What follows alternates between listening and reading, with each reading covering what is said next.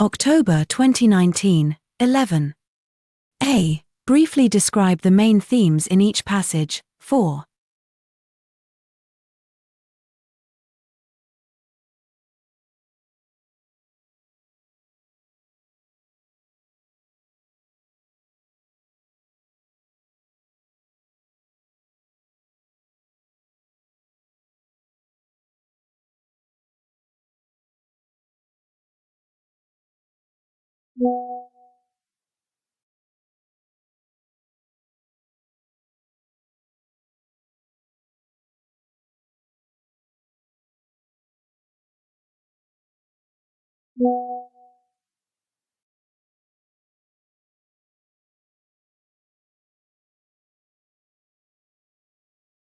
October 2019, 11. 1. Choose any two of the following passages from the Quran, and A. Briefly describe the main themes in each passage. 4. B. Briefly explain the importance of these themes in a Muslim's life today. 4. ANS. A. Themes 1. 2:21-22. The two verses describe the fundamental Quranic message of believing in Tawhid and staying away from shirk. Verse 21 addresses the whole humankind, telling them that only one God created them and those before them. Therefore, if they want to protect themselves from God's anger and the fire of hell, they should worship Him alone. This will ensure their chances of living a righteous life. Verse 22 proceeds to outline God's blessings for the physical, and by deeper connotation, spiritual growth of humans. It refers to an intimate relationship between the earth as a resting place, and the heaven's sky as a ceiling or shield that also sends rain to stimulate earth to become productive for human survival. Like the previous verse, this verse also ends with a command to adore God alone and not associate any partners with Him, as shirk is the gravest of all sins. This Quranic injunction is repeated in many other surahs such as "There is no God but I, therefore worship and serve me." 21:25, Al-Anbiya. 2. Surah 99. Many commentators believe it to be a late Makkan surah, but some others regard it an early Madniyan surah. The surah focuses on three main aspects of the end of time. First, it alerts humans about the initial horrible signs of the beginning of the Day of Judgment. They include the terrible convulsions the earth will experience. The earth will throw up all its contents. Another Quranic verse mentions the same as, "And when the earth is flattened and casts forth what is within it." 84:3-4, Al-Inshikak. Secondly, it informs humans about the earth bearing witness to all their deeds, much to their surprise. Humans will be shocked and distressed to see all this, as they had never imagined anything like this. Finally, it presents the scene of the divine court where all will be categorized according to their good and evil deeds under the immaculate justice dispensed by God.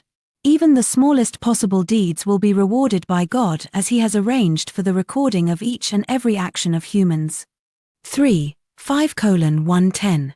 This surah was revealed in Medina with many subject matters, including the interfaith dialogues. This verse presents the conversation between God and Jesus Christ on the Day of Judgment.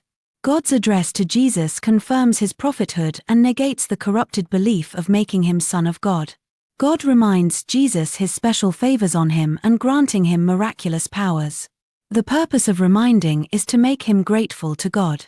Miraculous birth of Jesus without involving a father, His ability to cure the blind and the leper, giving life to the dead and the lifeless objects, and finally God protecting Him from crucifixion are mentioned to prove that Jesus was a servant of God, and by no means His son.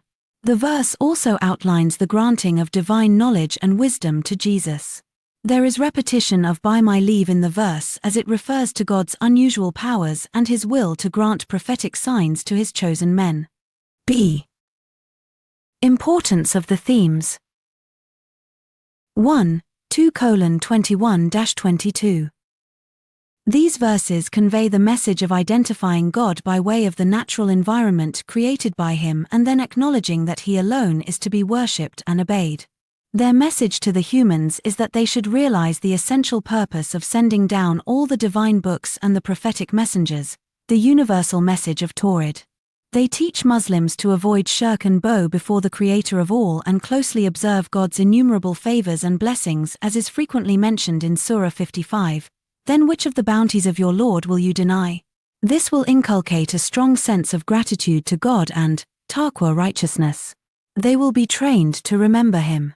The best way of remembering God's favors is to worship Him by rejecting shirk, associating partners with God.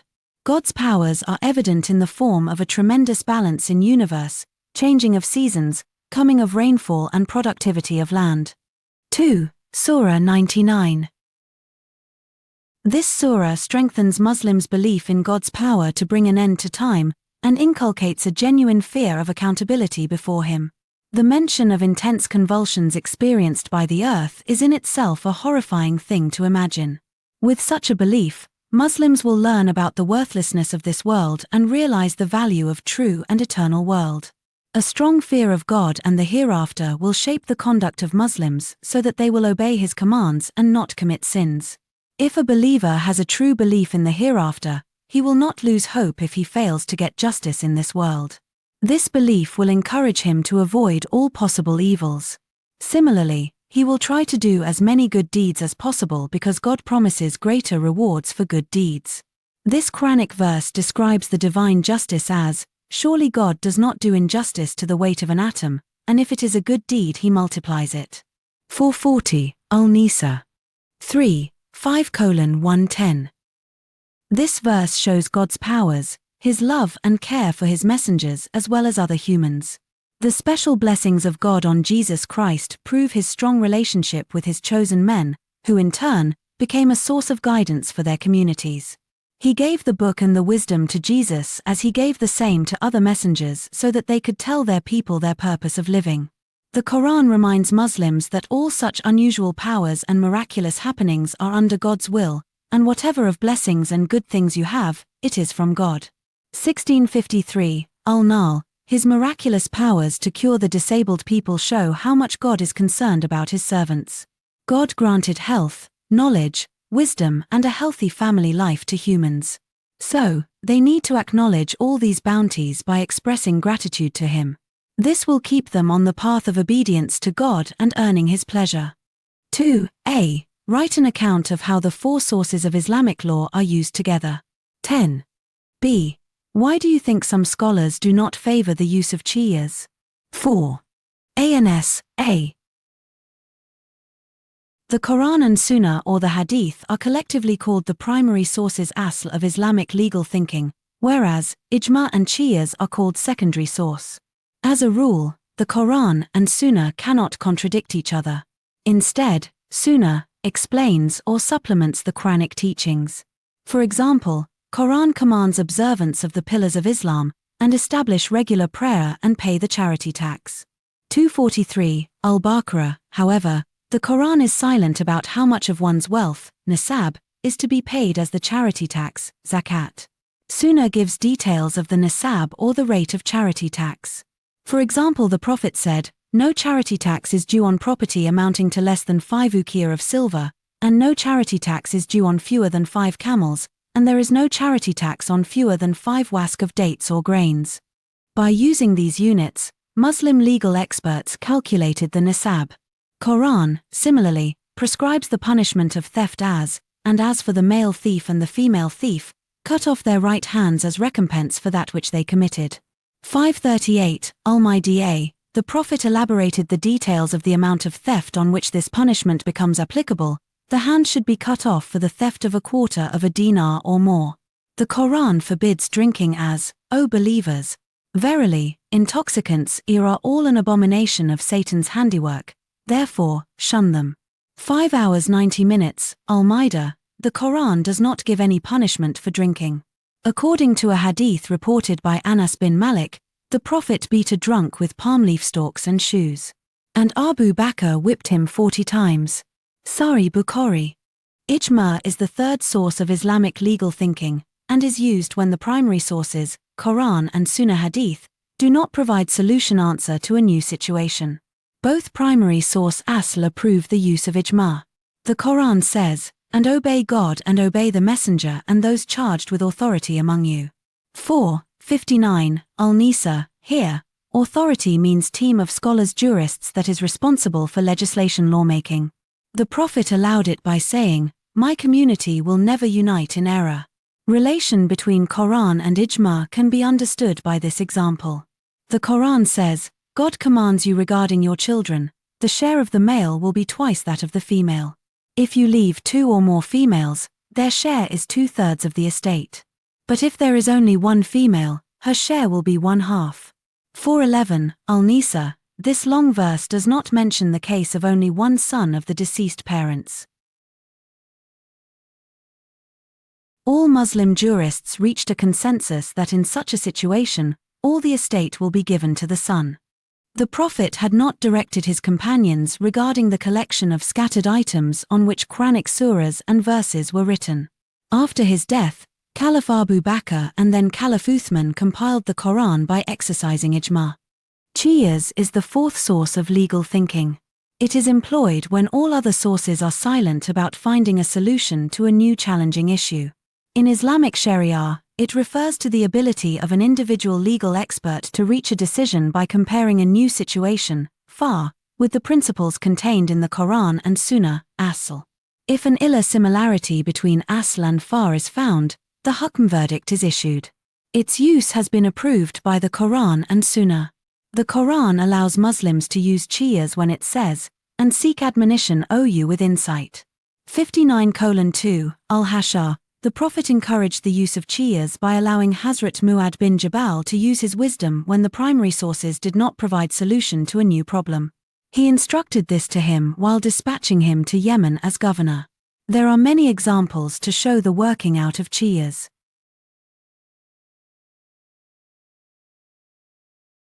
For example, Quran asl permits tayammum, and if you find no water, take for yourselves clean sand, and with it rub your faces and hands. 5:6 Al-Maidah, it, however, is silent about using the clean sand to remove filth from a Muslim's body or clothes Since clean sand can provide spiritual purity by way of tayammum, the Muslim jurists on the basis of this illah allow clean sand as a cleansing agent if no water is available hukm. Once there was heavy rain in Medina. The Prophet asked Hazrat Bilal to add these words after the azan, offer prayer at home. This was done in view of the difficulty of Muslims reaching the Prophet's mosque. On the basis of this asl, Muslims in various countries were allowed to offer daily prayers at home because of the outbreak of COVID-19 pandemic, Being a highly contagious disease, it threatened the health and lives of the people illah. Therefore, such a ruling, hukm, was issued by the scholars of various Muslim states. B. Analogy qiyas is the 4th and most dependent source of Islamic law. It is not favored by some Muslim scholars because it involves too much individual opinion, and the scholar has to exert a lot of intellectual effort to find the material similarity, illah, in order to establish a final ruling, hukm. Such an individual effort may vary from scholar to find the illah. Therefore, it may create confusions and conflicts among Muslims. Moreover, the Sharia scholarly community relies on an alternative to qiyas, the aql or reasoning. A Sharia mujtahid, doctor of Islamic law, is empowered to issue a ruling decree without finding a similarity or illah between the asl, rulings of the primary sources, and the new situation, in the light of primary sources. Therefore, ijma is preferred over qiyas by Muslim scholars in general because it involves collective wisdom of legal experts. 3a. The Prophet, was generous and forgiving. Write about events from his life that demonstrate these qualities in action. 10b. How easy is it for Muslims in the present day to follow the Prophet's generosity? Give reasons for your answer. 4. A. The Quran describes the Prophet's conduct as, and you, O Muhammad, are truly a man of outstanding character. 6:4 Al-Kalam, the Prophet demonstrated generosity both in terms of monetary matters and heart on several occasions. He never expected anything in return while giving others anything such as food or money because he firmly believed the ultimate reward is given by God. Is the reward of goodness anything but goodness? 55:60 Al-Rahman, Hazrat ibn Abbas reported the attribute of generosity of the Prophet, God's apostle was the most generous of all the people, and he used to reach the peak in generosity in the month of Ramadan. Hazrat Abu Dar Ghafari reported that one evening he was walking with the Prophet who said, "Abu Dar, if the Uhud mountain turned into gold for me, I would not like 3 nights to pass and 1 dinar still be left with me excepting what I would leave for paying my debts."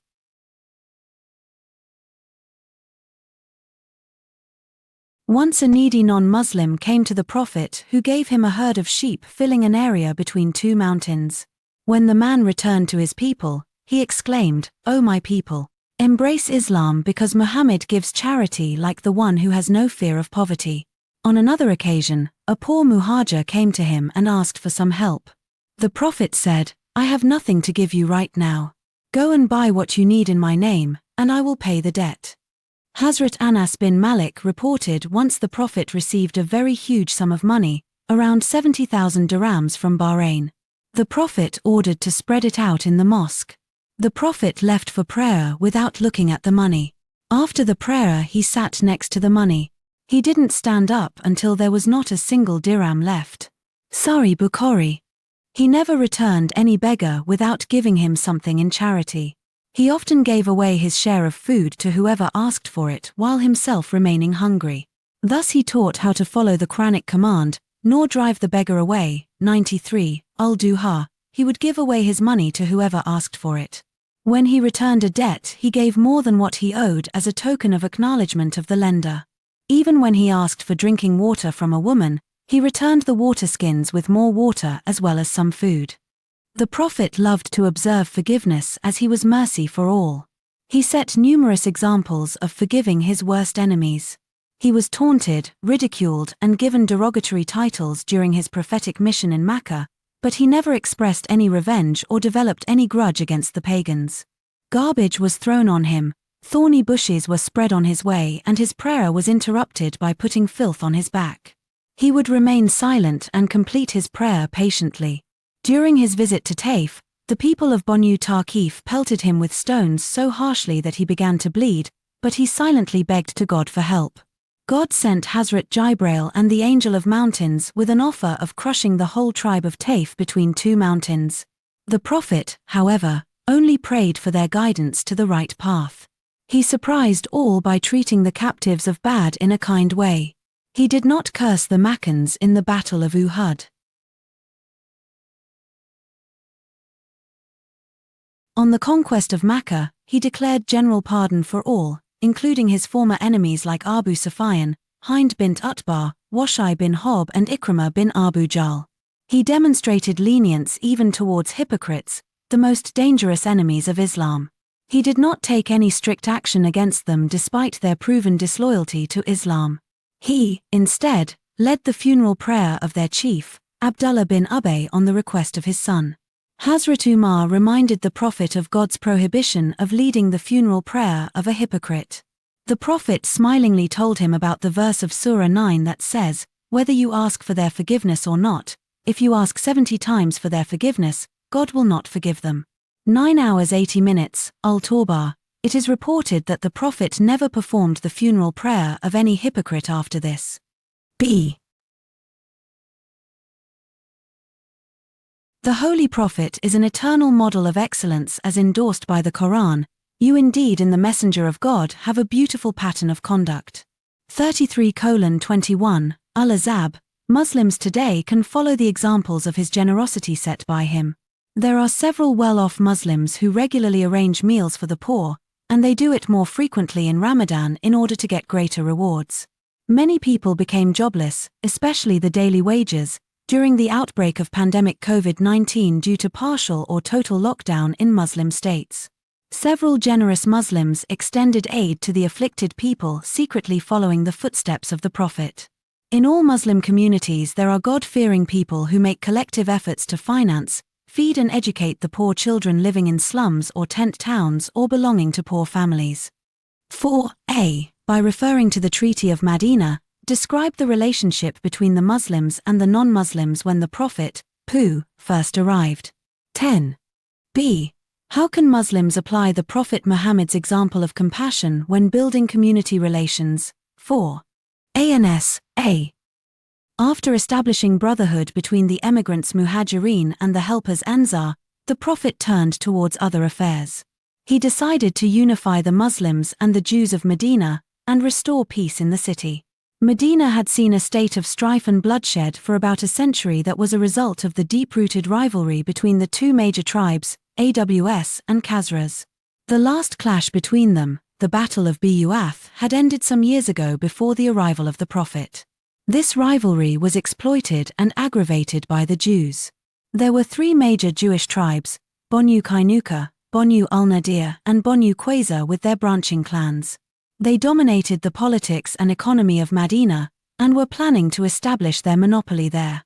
The Prophet, looking at the whole scenario, decided to bring about cardinal changes in Medina's socio-economic and political conditions. He drafted a constitutional document, the Charter of Medina, that would be binding on all the people living in Medina. It had several political, civic, and religious clauses that were a result of a number of treaties he made with the Jews. Its preamble stated, "In the name God, most gracious, most merciful." It is a covenant from the Apostle of God, for those of Quraysh and the inhabitants of Medina who accept Islam, and for those who are subservient to them in war and alliances. The Charter declared all the Muslims and the Jews a single political community Ummah that would jointly maintain peace in the city and defend it against any invader.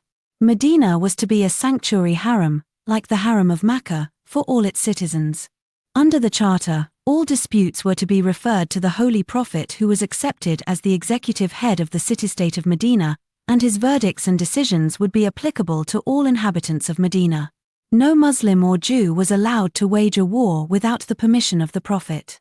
War and peace had to be taken in common. While fighting in the way of God, all believers would be one community, and could strike a peace treaty unanimously, not in individual capacity. Such peace treaties were made binding on the Jews too. The Jews were made bound to share the war expenses if they fought alongside Muslims. If anyone fought with the signatories of the Charter, he will be jointly resisted by both the communities, the Muslims and the Jews. None of the non-Muslims could offer refuge to the Quraysh of Mecca, nor cross the path of Muslims in this regard. All Muhajirs and Ansar as well as Jews were made bound to pay blood money in their respective capacity on a cooperative basis, and ransom their prisoners out of their own pockets. Muslims would help an indebted and poor Muslim, and pay his ransom fully. Any Muslim found guilty of committing a crime, including murder or wounding others, would be punished jointly by all Muslims.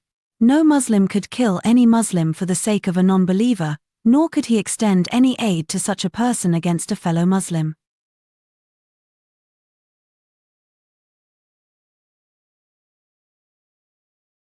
If anyone killed a Muslim intentionally, had to face retaliation, qisas, unless the guardian of the assassinated Muslim agreed to accept the blood money, diyar. No Muslim could give shelter to a murderer. No Muslim could make an alliance with a slave freed by another Muslim.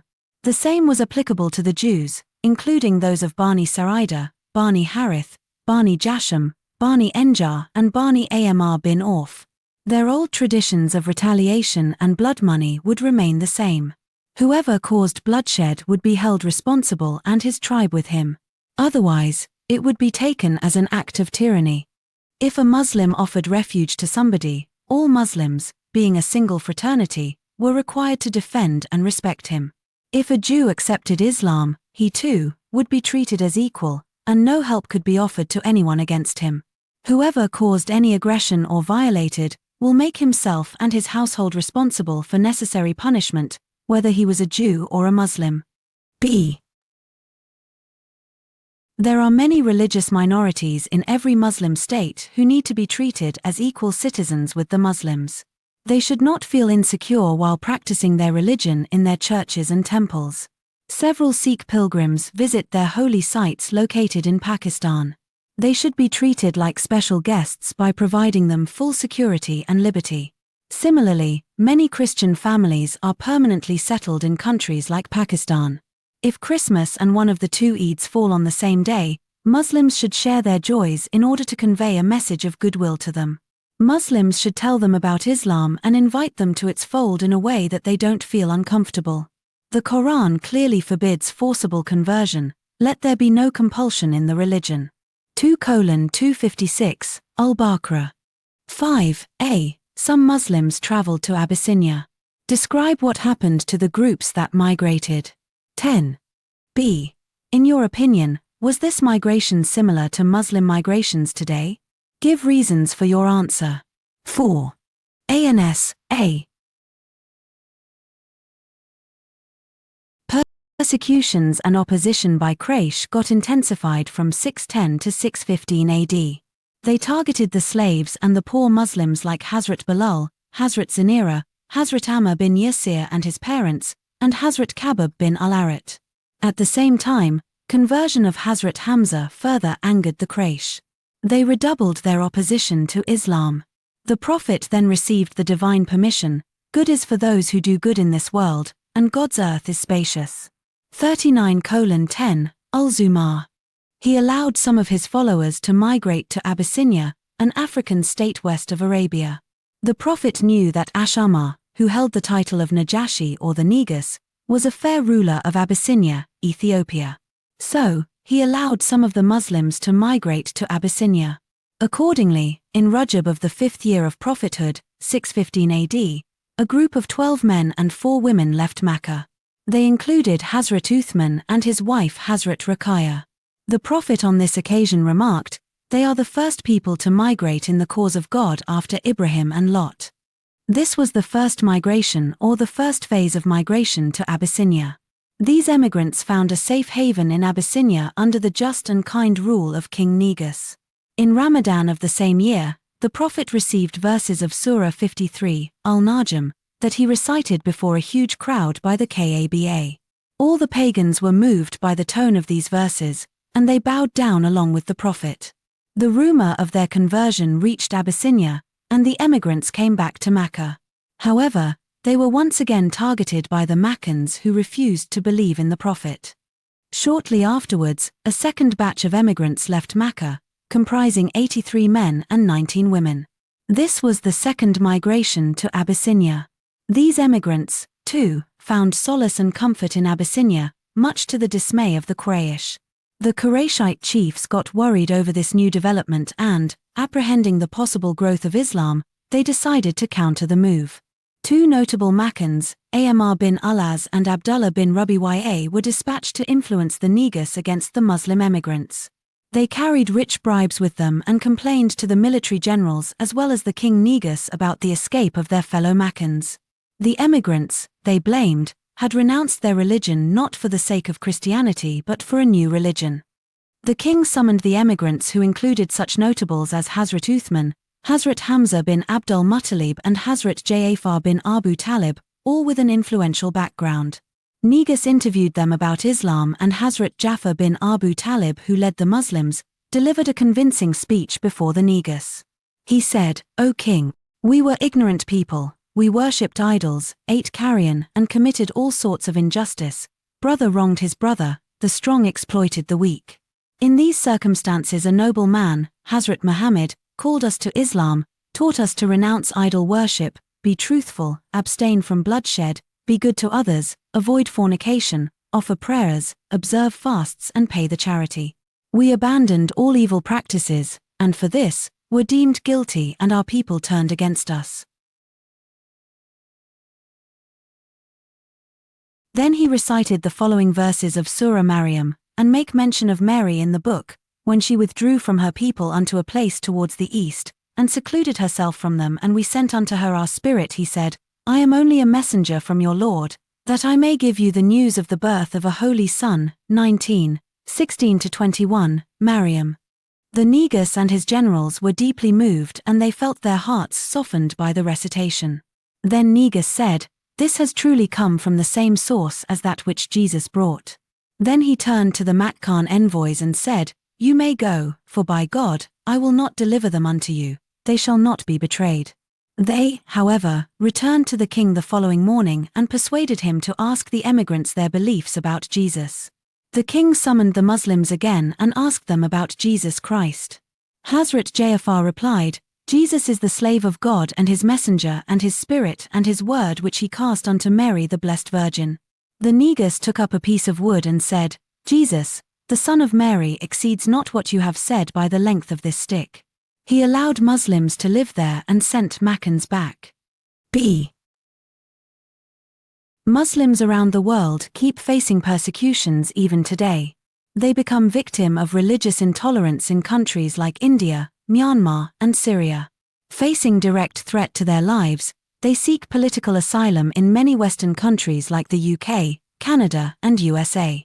They request protection on humanitarian grounds and start a new phase of life in such non-Muslim countries. This makes their migration similar to the migration to Abyssinia. Many Muslims, similarly, migrate to other Muslim states to live more comfortably among fellow Muslims. Rohingya Muslims from Myanmar have migrated to Bangladesh, while Syrian Muslims to Turkey and the Gulf states.